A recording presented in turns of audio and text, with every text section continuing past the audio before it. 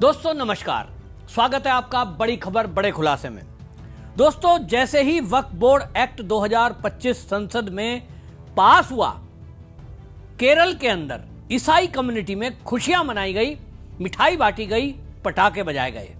आलम यह है कि अब वहां चर्च के बाहर भारतीय जनता पार्टी के जो सांसद हैं और केंद्रीय मंत्री हैं, उनके पोस्टर लगे हुए हैं और उनको धन्यवाद लिखा जा रहा है।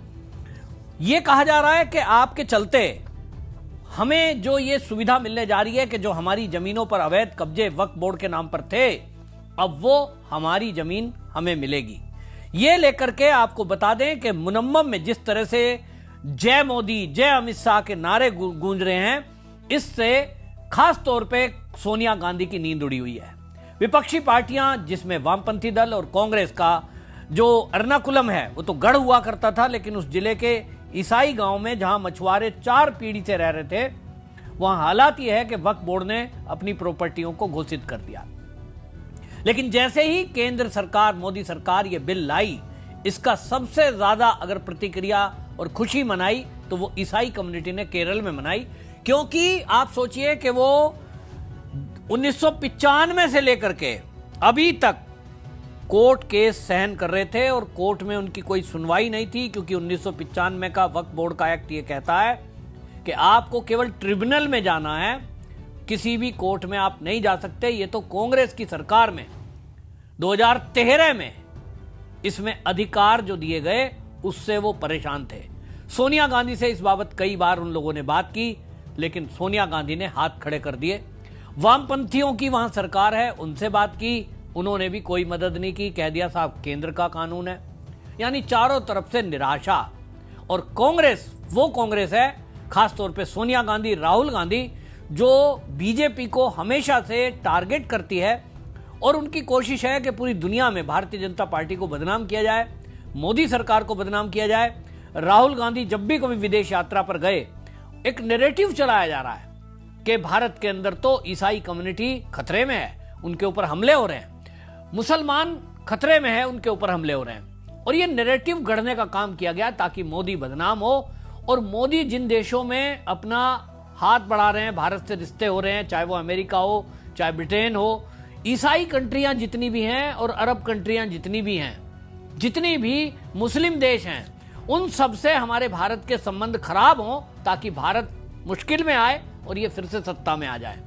एक नैरेटिव गढ़ने के लिए ये झूठी कहानियां गढ़ी गई, झूठे वीडियो वायरल किए गए और मीडिया में चलाया गया मोदी को बदनाम करने के लिए। यहां तक कहा गया कि आरएसएस ने तो गांधी की हत्या कराई थी। जो दंगा हो जाए उसमें आप सोचिए कि आरएसएस बीजेपी को दोषी बताने का एक षड्यंत्र किया गया। कांग्रेस ने तो हिंदू आतंकवाद गढ़ने की एक कोशिश की गई थी, जो 26/11 का हमला हुआ था। एक बहुत बड़ा षड्यंत्र चल रहा था। लेकिन अब केरल में भले ही 50 ईसाई अभी बीजेपी में शामिल हुए हैं, लेकिन एक जो भ्रम है ईसाइयों का, वो पहली बार टूटा है। देश ही नहीं, पूरी दुनिया में इसकी प्रतिक्रिया हो रही है कि जिस ईसाई कम्युनिटी को यह कहा जा रहा था अभी तक के बीजेपी वाले आरएसएस वाले हैं और वो तो तुम्हारे लिए खतरा हैं, उन्हीं ने अब हमारी जमीन बचाई है, तो अभी तक इसका मतलब उनको झूठ बोलकर बरगलाया जा रहा था। यही नैरेटिव की लड़ाई आजकल है। तो नैरेटिव की लड़ाई में कहीं ना कहीं अभी तक वामपंथी दल और कांग्रेस भारतीय जनता पार्टी से आगे थी। कोई लोग कहेंगे कि क्या ये जो केरल के 50 ईसाई आए, इससे क्या कोई वहां सरकार बन जाएगी? निश्चित रूप से नहीं। वहां ईसाई की जो मत प्रतिशत है, परसेंटेज है, वो 18.4 है। ये 18% कम्युनिटी इस वक्फ बोर्ड एक्ट के आने से, वहां जो 600 परिवार ईसाइयों के पीड़ित हैं, जिनकी प्रॉपर्टियों को वक्फ ने अपनी घोषित कर दिया, ऐसा नहीं है कि उनके वोट देने से कोई विधानसभा की भी एक सीट एर्नाकुलम की या मुनम्मम में जो कोई पार्षद भी खड़ा होगा वो बन जाएगा, ऐसा नहीं है। ऐसा लेकिन कांग्रेस और वामपंथी दल जो भारतीय जनता पार्टी के विरुद्ध एक षड्यंत्र रच रहे थे, 2014 के बाद से मोदी को बदनाम करने का एक नैरेटिव चलाया जा रहा था कि मोदी की सरकार, मोदी, अमित शाह, ये तो ईसाई कम्युनिटी के विरोधी हैं, ये तो इनका शोषण करते हैं, इनके ऊपर हमले हो रहे हैं। अब उल्टा होगा कि भले ही वो 50 ईसाई सही, वो एक सैंपल बन गया, एक उदाहरण बन गया। और भारतीय जनता पार्टी के बिना भी वो देखो कह रहे हैं कि हमारे लिए अगर कोई आगे आया तो वो मोदी है, वो अमित शाह है।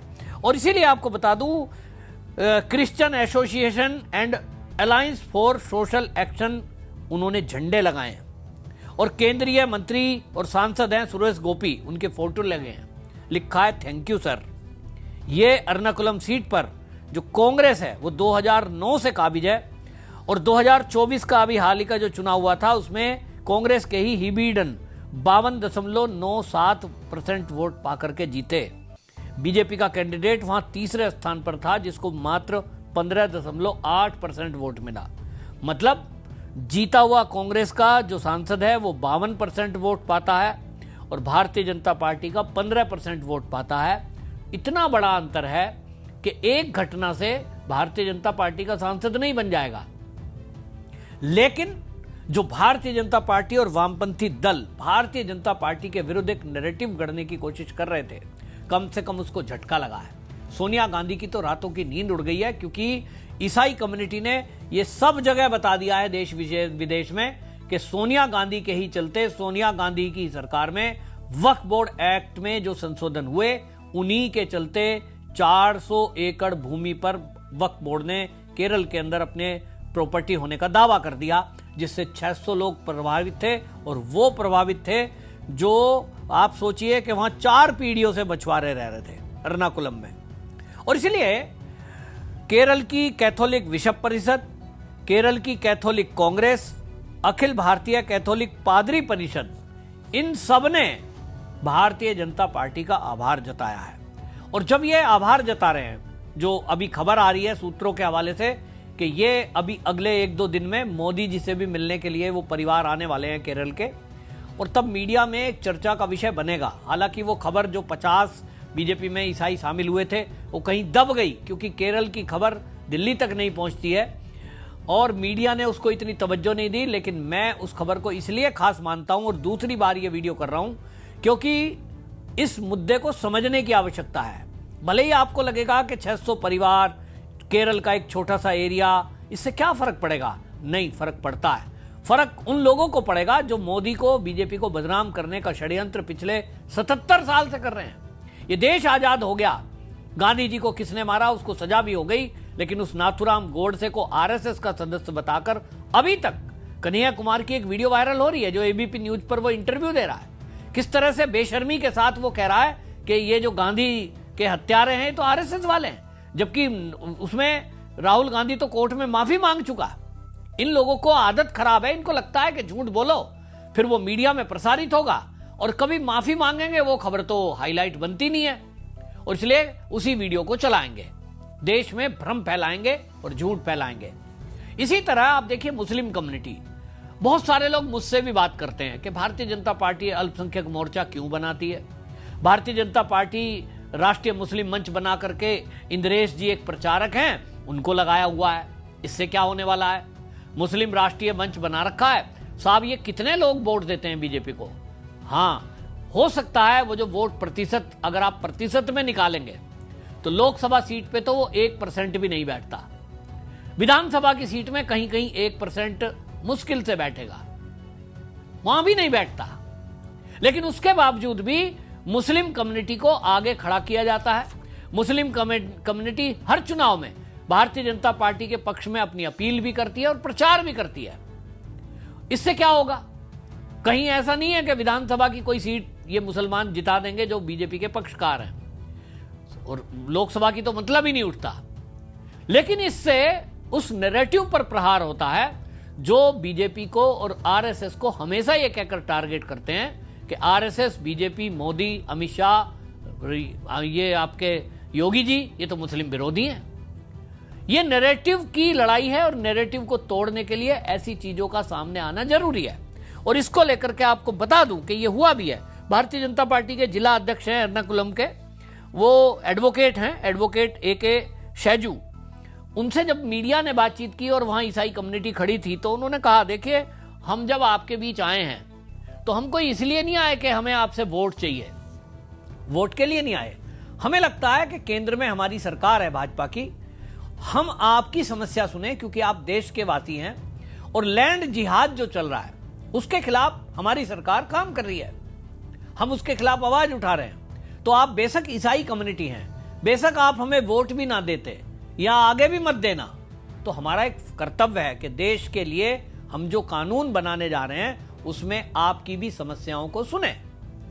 आप सोचिए, वहां पर खुद जाकर के किरण रिजिजू जी वहां जहां धरना प्रदर्शन चल रहा है उनसे मिले हैं लोगों से, और जब उन्होंने अपनी व्यथा कथा बताई है तो उसको संसद में भी उन्होंने रखा है। तो कुल मिलाकर के नैरेटिव की वार है, और नैरेटिव की वार में अब ईसाई कम्युनिटी को यह मैसेज पूरे भारत ही नहीं तो दुनिया में गया है कि मोदी सरकार, जहां जहां भारतीय जनता पार्टी की वहां सरकार जहां भी है, जिन राज्यों में, वहां वो जितनी भी सरकारी लाभकारी योजनाएं हैं बिना पक्षपात के सबको दे रहे हैं, चाहे वो क्रिश्चियन हो, चाहे वो मुस्लिम हो, फिर चाहे वो हिंदू हो, आदिवासी हो, एससी हो, एसटी हो, कोई भी हो, कोई पक्षपात नहीं है। और यह भी एक मैसेज अब जा रहा है कि कांग्रेस की सरकार रही तो उन्होंने तुष्टीकरण किया, और तुष्टीकरण करते हुए उन्होंने केवल मुस्लिम कम्युनिटी को आगे बढ़ाया, उन्हें जमीनों की लूट की छूट दी, और इसके कारण से 40 लाख एकड़ जमीन भारत के अंदर, आप सोचिए कि यह वक्फ बोर्ड ने अपना दावा कर दिया है। मोदी सरकार ना आते तो लोगों के साथ न्याय नहीं होता। आपको एक केरल का ही उदाहरण बताऊं, जो लोग कहते हैं केरल में ये जो मुसलमान हैं सड़कों पे उतरे हैं, ये तो जो है मुसलमान विरोध कर रहे हैं। आपको बता दूं कि वक्फ की जो संपत्तियों में ट्रिब्यूनल में मामले लंबित हैं वो हैं 40,951, और इसमें लगभग 10,000 मुस्लिम कम्युनिटी के केस हैं। ऐसा नहीं है कि वो नुकसान केवल हिंदुओं का हुआ है, जमीनों पर कब्जे वक्फ ने मुस्लिमों के भी किए हैं, और वो गरीब मुस्लिम है। केरल की बात करूं तो केरल में ही खाली 1008 मुकदमे हैं, जिसमें 551 मुसलमानों के मुकदमे हैं कि साहब हमारी प्रॉपर्टी पर वक्फ बोर्ड ने अपना दावा पेश कर दिया और हमारी कोई सुनने को तैयार नहीं है। तो ये जो मुस्लिम कम्युनिटी है, ये जो 551 केरल के अंदर मुसलमानों के केस हैं, इनको भी तो राहत मिलेगी, और जिस दिन इनको राहत मिलेगी निश्चित रूप से ये भी मोदी और अमित शाह के जयकारे लगाएंगे। ये भी मीडिया में आकर बोलेंगे कि साहब हमारे लिए तो कुछ भी ना तो वामपंथियों ने किया ना कांग्रेस ने किया, हमारे लिए अगर किसी ने किया है तो वो भाजपा है। और ये जो सच्चाई पब्लिक के सामने आएगी, देश के मुसलमान और क्रिश्चियन के सामने आएगी, तो एक बार तो ठंडे दिल से जब वो सोचेंगे तो समझ में आएगा कि अभी तक सोनिया गांधी हो, राहुल गांधी हो, इन विपक्षी पार्टियों ने उनको बहकाकर, झूठ बोलकर भाजपा से नफरत कराई और भाजपा से उनको दूर किया है।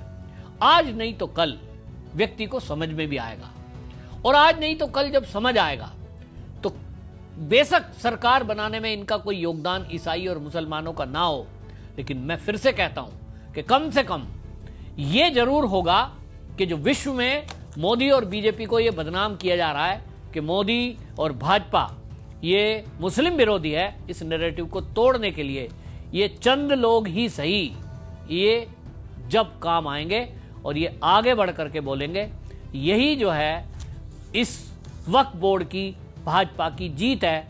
उनके लिए ये बहुत बड़ा एक वरदान है जो आगे चल करके इतिहास में दर्ज होगा कि किस तरह से एक कांग्रेस थी जिसमें एक सोनिया गांधी थी, क्रिश्चियन कम्युनिटी के नाम पर सारी फैसिलिटी ली और सत्ता में आई, लेकिन जब ईसाइयों को जरूरत उनकी पड़ी तो उसने कोई मदद नहीं की।